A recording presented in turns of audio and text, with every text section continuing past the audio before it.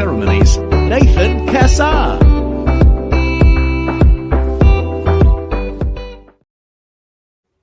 Well, welcome to another awesome episode of the Justice Planned Weddings podcast. I'm your host, as always, Nathan Cassar, and today I've got a very special guest who's not only been rocking the music scene, and I should say the wedding music scene, but also has a whole career of impressive milestones under his belt. Please welcome the one and only Daniel Simpson, also known as DJ Sexy Simo. And yes, we will get into that, why he's called that in a second. Daniel has over 25 years of experience as a music producer and a DJ, and he's made a name for himself in both the club and the private scene. From spinning beats at massive festivals like Defqon.1 Music Festival to curating personalized mixes and producing tracks, Daniel brings a whole lot of energy to every event he touches. He's even had a remix played by a YouTube streamer, racking up nearly 100,000 views worldwide. In today's episode, we'll dive deep into Daniel's evolution from high school sexy moves to becoming a go-to DJ for private events and weddings. He'll share the magic behind his live mixing skills, what makes him stand out from the sea of DJs, and how his music production background impacts his events. Plus, we'll talk about his passion for interacting with guests and why the craft of DJing is so much more important than ever in today's oversaturated scene. If you're planning an event and need some serious music inspiration, you won't want to miss this. So do not change the channel or the episode. Daniel, welcome to the show. How are you? Hey, Nathan. Good. Thanks. How are you? Yeah, very well, thank you. You know, it's funny, not compared to most every other guest I've ever had on the show, you're, I think, the only one that I've just happens to be something personal to me.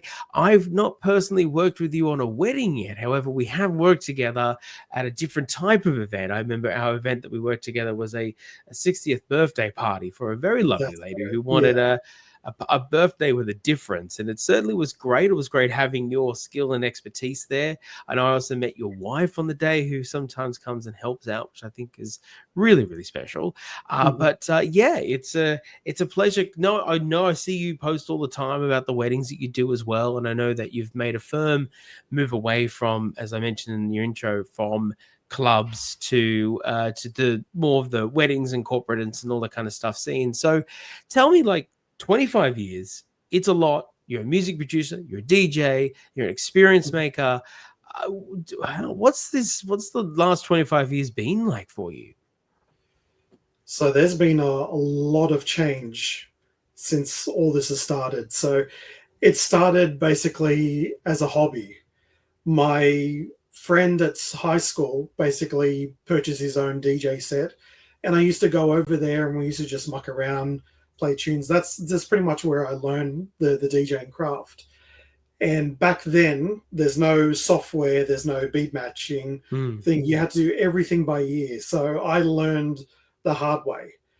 I know there's going to be even more old school DJs that say, "Oh, but I learned vinyl," But it's a craft that once I learned early on, I picked it up quickly. I kept it there. Now, also back then, I was making music, but I was just doing it for fun. As the years went on, the scene kind of grew. DJs came out more, and I'm thinking to myself, why am I not in this scene? So why can't I do this? So fast forward a few years later, I decided to start my own DJ business and just take it from there. Excellent. I love that. That's so good. And I love that sort of entrepreneurial spirit. I like that sort of other people are doing, well, why can't I as well? I think that's absolutely fantastic. And obviously since then you've really sort of taken that raw old school way of doing it live without the software to help you. Of course, today I know that you do use you keep up to date with the software, but certainly having that really strong background of not being able to rely upon, sort of the software infrastructure that a lot of other DJs who are newer to the scene only ever know. That's the only life they've ever known as a DJ. Can you explain to the listeners, sort of what that means for couples or your corporate clients in terms of why that's important to you, and perhaps even also more so how that's directly influenced your point of difference in, as you say, the sea of DJs out there? Yeah, well, as you said, There's a flood of DJs that have come in there. And the newer equipment, the newer software has basically made it pretty easy for DJs to do that. You've also got things like Spotify, which people have just made a playlist and they just kind of sit back and they play that. So the difference with me is that it's a much more personalized touch.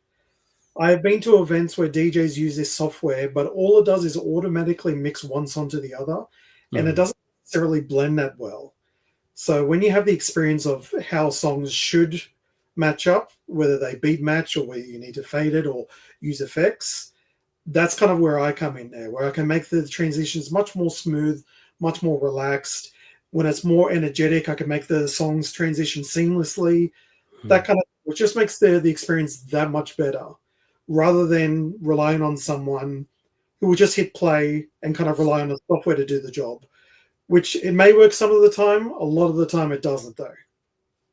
And how often are couples looking for that kind of extra level of expertise?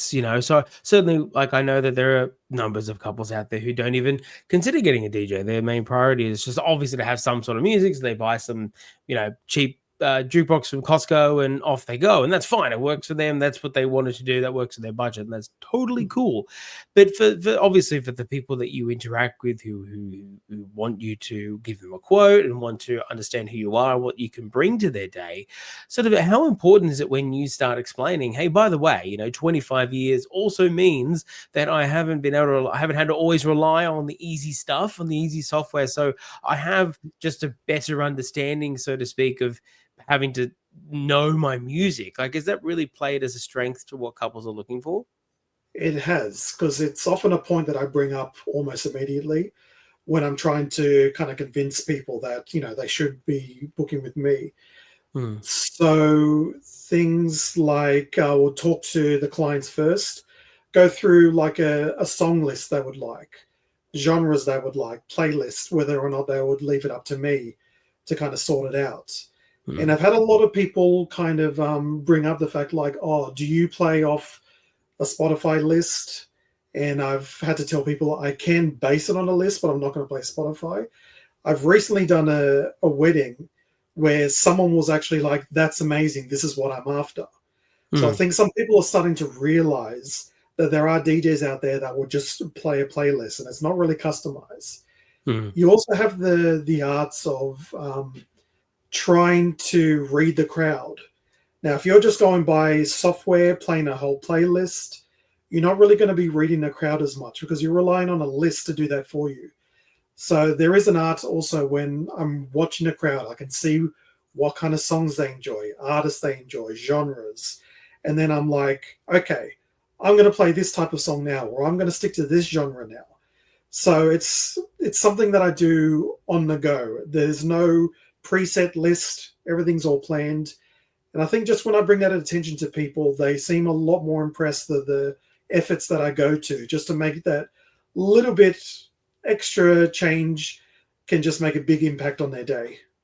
And is it hard? Because I mean, like, I certainly, have a lot of respect for DJs. I work with them hand in hand. If I don't get to plug my microphone in, my voice ain't going anywhere. But more importantly, obviously, it's a dual role that it's a partnership that I have with the DJs whenever I work with them. And so I'm always amazed when DJs like yourself can read that crowd, know exactly what song to put in next. But is that something that couples can expect through experience alone, or perhaps is there any special training that they should expect a DJ like yourself to have, or is it just sort of that X factor where you've either got it or don't? Because I'm just so amazed that someone like yourself is able to find the right music. I think the experience helps a lot because I've been in the industry for so long.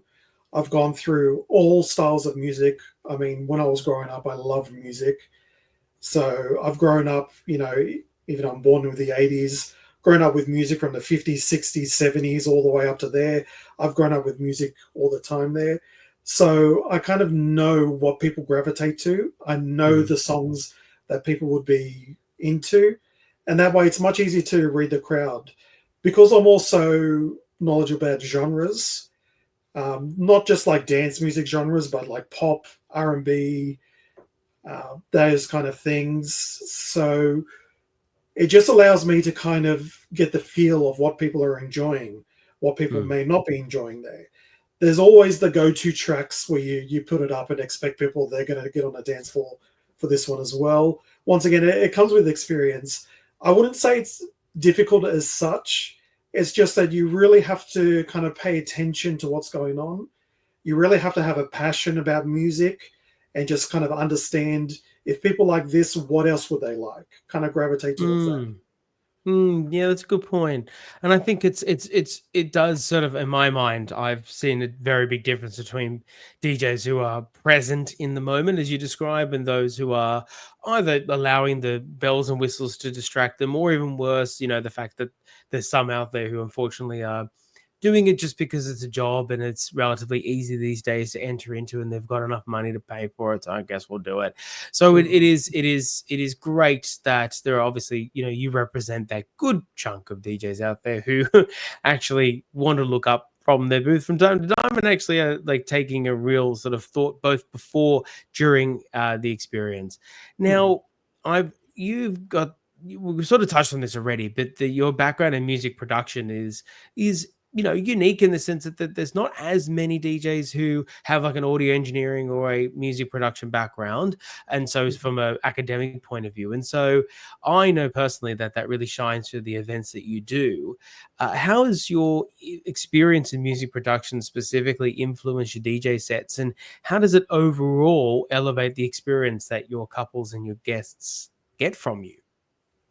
So one of the things that I'm good at is doing pre-made mixes for certain events. So if someone wanted, for example, they want to do a dance routine for a wedding, I've had to do one. It was a while back now, but she asked me if I'm able to do a mix. She just gave me a bunch of songs and goes, I want to do a dance routine to this.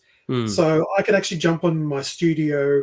I can sit down and I can edit these songs in a way that is actually like a mega mix type of thing that you may hear on certain CDs there. And it's just a little extra step that I take. I don't do any extra charges or anything like that.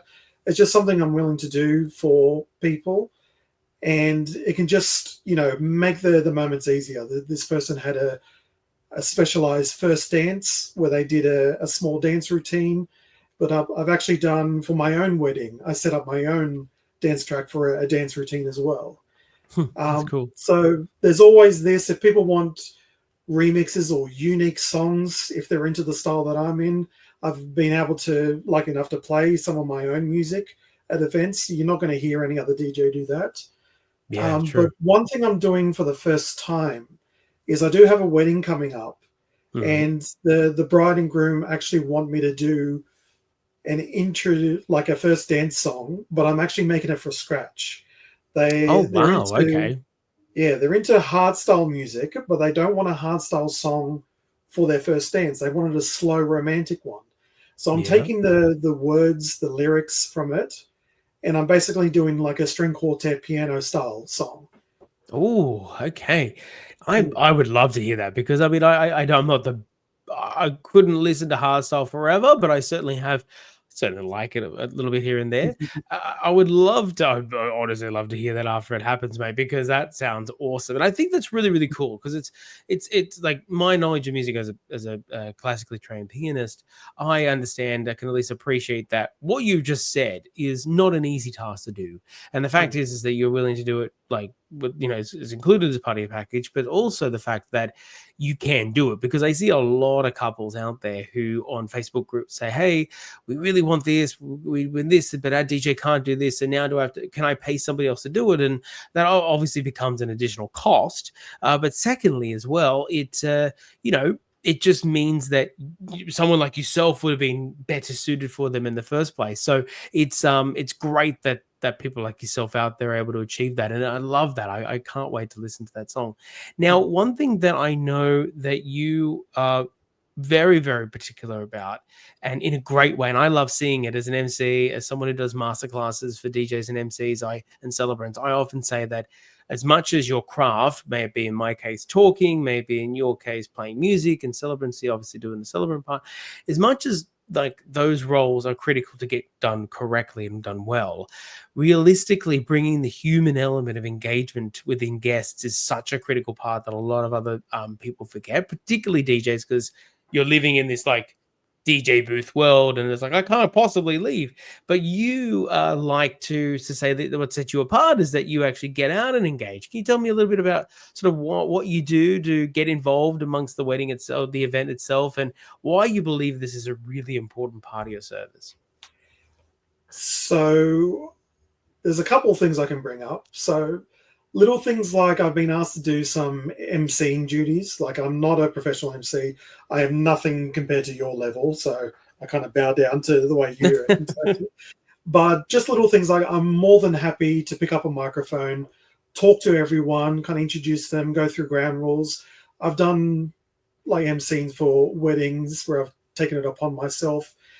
Another thing that I like to do, though, is I'll often get more involved with the crowds. If there's a photo booth, you'll sometimes see me quickly run to the photo booth and do that, leave a little message, congratulations for people there. If there's a song which I can join people on the dance floor, I'm going to be doing that as well. See, I like that because you and I did that last time, and I was already planning my line dance stuff for her birthday party, and then you were saying, "Oh, great, I'll be there with you," and I was like, "Oh, yeah, okay, all right." Like I believe you, but a lot of DJs have said that, and they never do. And then you were there, and I was like, "Oh, thank you, someone that gets it." Like the music's gonna keep going. It's not gonna. You don't need to be sitting behind the booth for that kind of thing. I loved that you got up and did that. It's awesome. Yes, and you get the typical songs like Gangnam Style, Party Rock Anthem, Nutbush, anything, I'll get up and do that. And the reaction is usually very positive. Like people will say, "Oh my God, the DJ is actually on the dance floor doing stuff." Yep. And yes, a lot of people will start filming me. The event that we did together, after everyone had left, the people there are saying, "Oh, can you do it again? I want to film you doing it." So it's a very, very positive thing that I do. It's very enjoyable as well. And just interacting with people at the party, like I want them to have a good time. I want them to enjoy themselves. And I'm trying to show that I'm enjoying myself with them as well. No, and I certainly do. I certainly know you do. I mean, I think you even, am I remember this incorrectly, potentially, but did you do the worm at the event that I did with you as well? Not the worm, so I'm not that much into it. It was, I think the highlight was the MC Hammer dance. Oh, that was what it was. Yes. I knew there was something I knew there was something signature. Yes, absolutely. That 100%. Gotcha. Correct. I still loved it. Don't get me wrong. Worm or MC Hammer, I'm equally partial to both. So no, it was fantastic, and I think it's definitely a credit to the fact that I know there are some DJs who say, look, I'm just not comfortable there, and that's okay.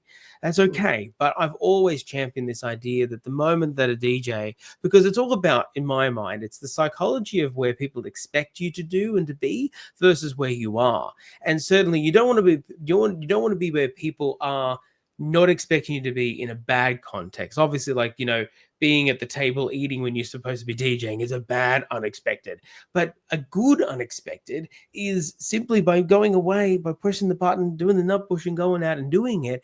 It's it's such an easy surprise and delight that is truly a mark of what you bring to the table. So you should be impressed. You should be proud of yourself. Before I got one more question, I do have to allow the audience now to understand, how did you come about being known as DJ Sexy Simo? Okay, so this is going back to high school days again. So last name being Simpson, Simo was the name that everyone kind of picked up. There was one guy in particular, don't ask me why, it always used to address me, Sexy Simo. And it just kind of picked up from there. It was always this one guy who would say it, and it just kind of clicked. And it says, okay, I'm Sexy Simo now. It's not that I think I'm beautiful and glamorous. It's just, it kind of hit me. The name picked up, and it's stuck ever since. And I know people have said, why are you calling yourself this? This is embarrassing. It's like, I don't care. This is me. It's personal to me now. And I've just gone with it. And yeah, Well, it's clearly not hindered 20, you from yeah, exactly 25 years on. Like it's not like it stopped you from getting bookings. So, you've no, clearly survived the so-called embarrassment that you were subjecting yourself to. even things like children's parties where I thought they're not going to come anywhere near me. It's not the case. It's just I'm not going to call myself in front of the children, but people are still willing to accept the name and hire me for things like that too. Oh yeah, it's not like you named a swear word or something like that. I know. I think it's bold and I think it's great. And like I remember Mhm, first looking you up and thinking, okay, all right, like it's something that people are going to obviously remember. And as you said, there's a story behind it. And I, as a storyteller, I have to love stories. One more mhm, question before I throw some rapid fires at you because we are getting closer to the end.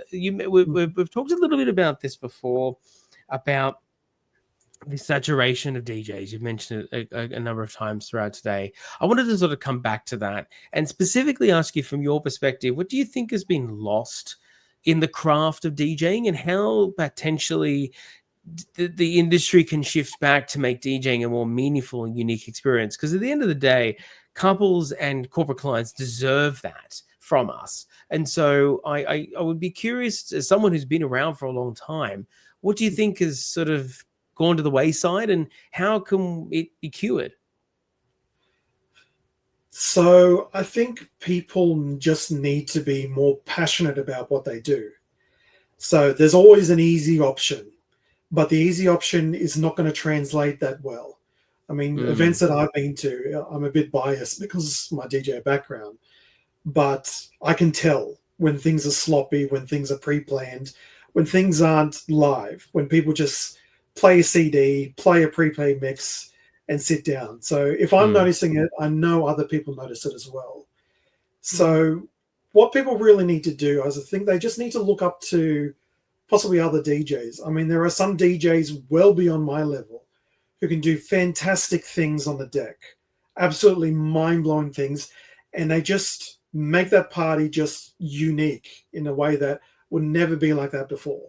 I always try my best to do whatever I can to make myself stand out, but mm, there are people out there who can get better and better. The problem also is because I'm competing now with a lot of these DJs with cheap equipment, cheap software, I can't kind of like raise my revenue, get all the bookings that I need to, because a lot of my money goes back into the business where I get mm, better equipment, where I can actually do better mixes for people, better lighting for people, better experiences. And it's just the point where I can't justify doing that financially. And it's mm. just a shame. I wish I could do better for people. I want to do better, but unfortunately there's that kind of brick wall that I'm up against.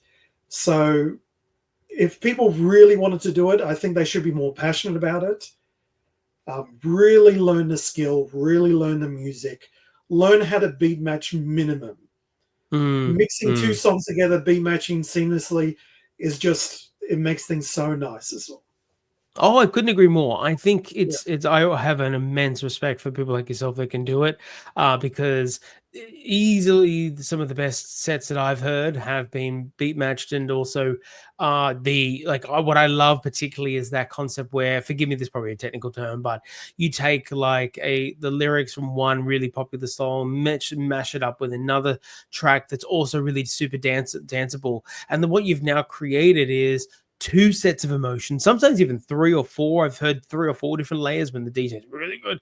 And Mhm. essentially, what you're creating is multiple levels of nostalgia for people, but also there are, different people who are like different parts of the song can all sort of interact and appreciate a song heard in a different way because you are specifically passionate enough to have really analyzed the track and see what works together and what doesn't. So no, I think passion and care for the craft is definitely something that I agree will help to bring a bit more parity back to people like yourself who are very, quite righteously putting your effort back into the business. And I definitely resonate with that myself. Uh, Simo, we're running out of time, so I'm gonna hit you with a couple of questions that you haven't prepared for, but it's easy, just whatever first comes to mind. I'm always curious, just I mix them up every single episode. So first off, you've been in the game for 25 years. Where's your favorite venue ever been to? Favorite venue? We're talking private events, Weddings. weddings. Yeah. So this was actually very early on. There was a wedding that I did, and it wasn't a really major production. It was just kind of in a big, like community hall type thing. Mm-hmm. But I was able just to play like dance music, music that they loved. I was able to use all my equipment, the smoke machine, the lights just looked amazing. And they were so happy that they got me on for longer and longer. So it wasn't your typical wedding where it's kind of structured. Not the saying there's anything wrong with that. But just the fact, just the way it flowed and how everyone got involved, everyone from all ages was enjoying everything. It was just something different, something unique, and it just really stood out for me, probably out of any other wedding I've done, I would say. Right. And where was this? So it was a venue in Emu Plains. I can't remember the exact venue because it wasn't like a specific wedding venue. Gotcha. It was Gotcha. more like Understood. just a whole barn type of thing. It was a long time ago, but it's stuck with me ever since. No, I love that. It's just raw. It's just, That's it's not caught by the trappings of what I call the marble palaces in Sydney and so forth. It's just this raw sort of, here's a space, make it yours. No, I love that. That's a fantastic answer. And I've got to ask the question. You've been doing it for 25 years, and I know that you're still very active. In fact, I think out of the last few years that I've known you, I think right now you are currently ramping it up a bit more. If I would be so bold as to predict. So, what is your why? What gets you out of bed every day that you got a gig? So once again, I love music. It is like passionate to my core about music. And even if it's not the music that I make, the music that I listen to, it's just something that it's almost therapeutic to me. I could be in a certain mood and I'll play music and it will just change the way I am. It could be songs that I don't even really like and I'm whistling along to them. It's just something that kind of sits with me. And for me to be able to share that with people and to see them getting up and enjoying themselves, it's just another level of enjoyment, of therapy. And as I said, if I could do this every day, full time, 5 days a week, I would drop my current job and this is what I'll be doing for life there. Unfortunately, it's one of those things where it's, you got to do it alongside something. Yeah. But without hesitation, I would do this 24/7 if I could. Well, I hope that you get that opportunity. I really, really do, because I know that you are passionate. It comes through very, very easily, and I do hope sincerely that you're able to meet that goal, because you genuinely deserve it after all this time. Simo, where can we find you? How do people get in touch with DJ Sexy Simo? How can they book you? How can they see you do the MC Hammer Dance? All of that fun stuff. So you can catch my website, which is www.sexysimo.com. There is a section there to DJ services. I am on Instagram. I am on Facebook. You just search Sexy Simo Music. I've got songs on YouTube, which you can find there as well. Look me up. Just look up Sexy Simo. You can see what I'm all about, what I produce. But yeah, you can just hit me up. I've got email links, messages, links from there. You can find me on Bark as well, which is just a little tool that I use where we can find people from there. You can find my profile, contact me from there as well. Oh, wonderful. Excellent. So you're definitely super easy to find. And of course, also, it's great that you also have examples of your work as well, because that is, I think, another strength that we didn't really mention, but I wanted to point out to our audience that I think that's an incredibly decent strength that you have as well, because there's a lot of DJs who don't unfortunately have SoundClouds or YouTube links or any sort of real example of what they're bringing to the table musically. And look, they still get booked, but I think it's great that you have that available to be able to link straight out to a couple so that they can really make a great informed decision. Brother, thank you so much for joining me. I really appreciate you coming along. I hope that we get to work together soon. I hope we get to do a wedding together. I think that'd be even more special. I would love that. Yeah. Oh, it would be so good. But in the meantime, I appreciate our time today, and I wish you all the best, and I hope you get to that full-time goal one day. Thank you very much. Appreciate it. Thank you for joining us for another episode of the Just As Planned Wedding Podcast. Please like and subscribe to let me know that you want more videos just like this one. And of course, please follow us on our socials at Just As Planned Wedding on Facebook, Instagram, and YouTube for more expert insights to help your wedding go just as planned.